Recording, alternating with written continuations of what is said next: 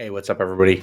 Tonight, we're going to be talking about one of my favorite exercises to do with teams, especially when it comes time to set goals and just trying to baseline where everybody is. You know, if you're starting with a new team, or if it's just starting a new year or a new quarter and you really want to do a check in. And it's called the four lists exercise. So, I have this template that I created a bit back that I like to use. But the four lists exercise, for those who aren't familiar, is you sit with your group and you create four lists about your current scenario. The four lists are things that are good. So, stuff that your team is doing really well, maybe things that your company is executing on really well and that you should keep doing or do more of. We have our confusing list. So, things that we're doing but might get confusing over time or often have questions, or maybe people don't do it the same way every time. They know they should do it kind of, but they're not really sure when.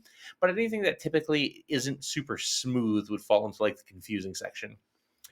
We have our bad section, so things that we're doing poorly and that are always, either uh, frustrating or generally go off the rails and cause problems, or things that we're just. And then we have our missing group, which is stuff that's just missing, right? So things that we know we're supposed to be doing, but probably aren't doing enough of. Or that we aren't doing at all, or maybe like we're not really sure when we should do them, so they don't happen. Um, but as we go through this, like as an exercise, the goal here is to let people sort of be open and candid about what's going on. It's not really the time to troubleshoot things. That'll tend to make the meeting go off the rails really, really quick. But it's just to start jotting things down. And what you'll find is you'll be able to go through this list and one start seeing what people appreciate about your organization or your team, and that's helpful as a manager because you can then do more of that stuff or really hone in on what's making people happy. But also, if you take that confusing, that bad, that missing, you have the starting point of a lot of good goals to start improving the organization.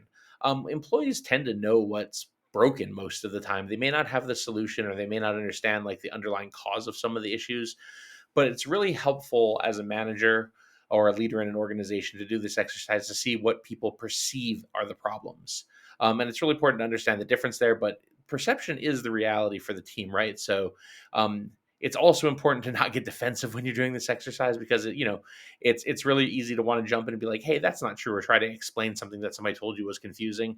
Don't do any of that during this time. um, but those are kind of the four lists. So what I like to do is, I'll usually do this with each of my teams each quarter, or maybe at the beginning of the year, and go a couple of quarters using this to build our goals. But I like to start with what's good. Kick the meeting off strong with good, healthy vibes, right? Like you want people to start talking about the good stuff. I never ever start with bad because once you get into the bad column, people are going to only pile on bad. It's really easy to just start bitching about stuff once you start talking about what's bad. But I go with what's good, I go with what's confusing, then I do what's missing, and then I'll ultimately end up on bad. Now, along the way, people might say things that they think are confusing, and you just determine are missing really when you drill into stuff. So you can add it to whatever column is appropriate, but that's the order I like to go in when I start. And again, the idea is that people can just jot down ideas. These are kind of raw data feeds. They're not meant to be really well thought out and executable goals or anything. So they're just kind of statements like maybe we like that we have a training program. That could be a good thing. We don't know how the sales process works. That's kind of confusing, right? Like things like that. They don't have to be, ultra elaborate or very specific, but you can ask questions to drill down a little bit. Like if you don't understand why that's a bad thing or why it's confusing or the impact to the engineer or to whoever is in the group, definitely ask questions if you're facilitating that conversation. Um, I do these regularly, so I like to jot down, which team is there, when did we do this meeting, who are the attendees. If you have multiple teams like I do, I tend to do multiple tabs for different teams. That way, I can see which team kind of thought what at what time. And once you have a list, you can start using that to form goals around. You might take a statement like, "Hey, we don't have documentation on this client's, escalation process." Great, that's missing. Now maybe make a smart goal for Q1 of, work with customer to document escalation process for both during work hours and after hours and update their contact list. You know, you can start turning these good things into things to do more of. So if somebody says, "Hey, we really like that you have one-on-ones." Great. That's all the more reason to make sure you continue to have your one-on-ones. If you get feedback that one-on-ones are missing, means maybe you're letting them slide on your schedule too much, or maybe you're not putting the emphasis on there. So listen to the feedback. But this is a really good tool to kind of start with. and helps you get a really good baseline for organizations. Um, I find this is handy as a skip level tool also. I really like doing this with my managers' teams. Usually without them present, not because they can't contribute, but because I think often people are more willing to speak freely when their managers aren't around. I do this with other organizations as well because there's some, nice, I don't know, some refreshingness of being able to just tell someone who doesn't work for the organization who isn't in your chain of command. So you can do this cross team, you can do it cross organization if you have trusted consultants or partners that you work with. But ultimately, it's just a really nice, handy tool. And then, kind of at the end of all of it, when I do this for other organizations or other teams, I like to put together a nice presentation or something that sort of shows, kind of what's going on. So I might do something like this, right? Let's see. Usually I start with some reminders, right? If I'm presenting these findings to somebody else on the team, like if I've done this with my service delivery team and I'm going to present the feedback to my service managers, I start with something like this, right? Like perception is an employee's reality, but it's not personal, right? So don't take it personally. Although it can come off that way. I do my best when I present findings to try to remove any of the explicit personal stuff unless there's a reason it needs to be included. But, like communicating thematic elements, communicating what multiple teams said or trends in what people were saying versus, so and so said X, Y, and Z. Like you're going to get people trying to just um, either guess what people said, what an individual or who said something, and then maybe discredit it if it's not feedback they want to hear. But I like to make sure people understand, hey, perception is reality. Even if you, the manager, know how something works, if your employee doesn't, then that's just the truth in it, right? It doesn't matter that you claim to have explained it 10 times. Maybe you did. They just didn't hear you for whatever reason. So you have to take that feedback and adjust. Again, nothing's really personal. It's just how people feel currently. How people feel changes over time, right? Like if you catch an engineer on a bad day during this exercise, you're probably going to get a lot more bad than good. That's why we do it as a group. It's why we do it regularly. So we can get kind of a baseline on how people are feeling, what progress is being made, make sure people understand that the changes that are happening over time and are responding to those things or see if they're making a difference. I like to summarize, responses as I go through groups. I think ultimately, most of the time when I do this exercise, we get a lot of good, way more than bad typically, and then we get a lot of confusing and missing. Um, Confusing is usually the most popular one. Like it's pretty common for MSPs to have a lot of baseline processes sort of in place and people have an idea of how things are supposed to work, but it's not crystal clear. So we get a lot of confusing stuff. And then I'll go through and kind of jot down like elements of what was said.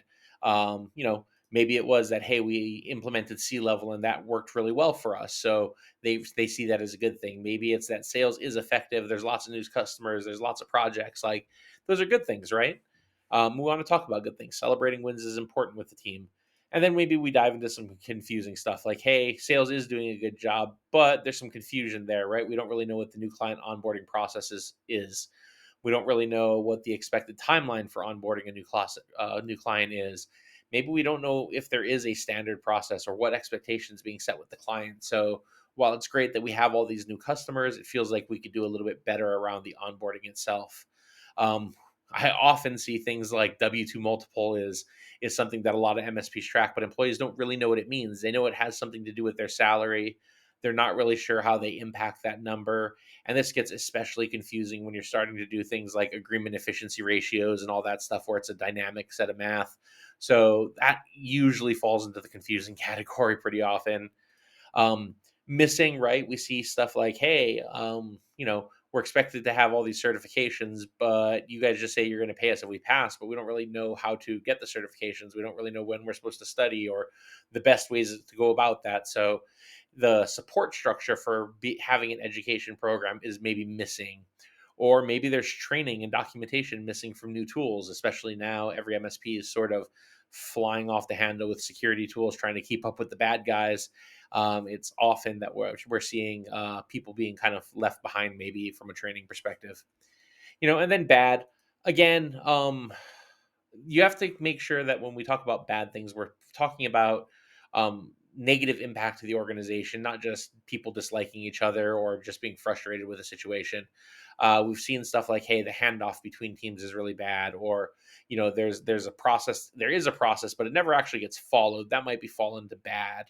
or hey, this customer is actually being kind of abusive. That's a bad thing, right? That's not confusing or missing. If there is a customer who's just abusing your team and it doesn't seem like anyone's doing anything about it, that's really bad for your organization. So we want to talk about bad stuff. And then ultimately, if I'm doing this for a team or facilitating for another group, I'll come up with some specific actions or events that maybe they want to prioritize, right? Hey, maybe you do want to go document this, or hey, let's lead a training on this subject to make sure everybody's on the same page. Like we feel like we're all on the same page as leaders sometimes, but let's make sure the team is there too. If you're doing it for just your team, I usually end up just taking these lists. I consolidate the confusing, the bad, the missing. We prioritize them, using the EOS model where we look at things that are short term and long term that we need to focus on. We escalate to teams that they need to be on, and then we let the teams divvy them up into individual goals. So it's a great place to start. I usually then take the good as a manager and make sure we keep doing those things and maybe increase some of that even. But either way, there's lots of good ways to use this tool. For list exercise, super helpful for me. I hope it helps you, but have a great night.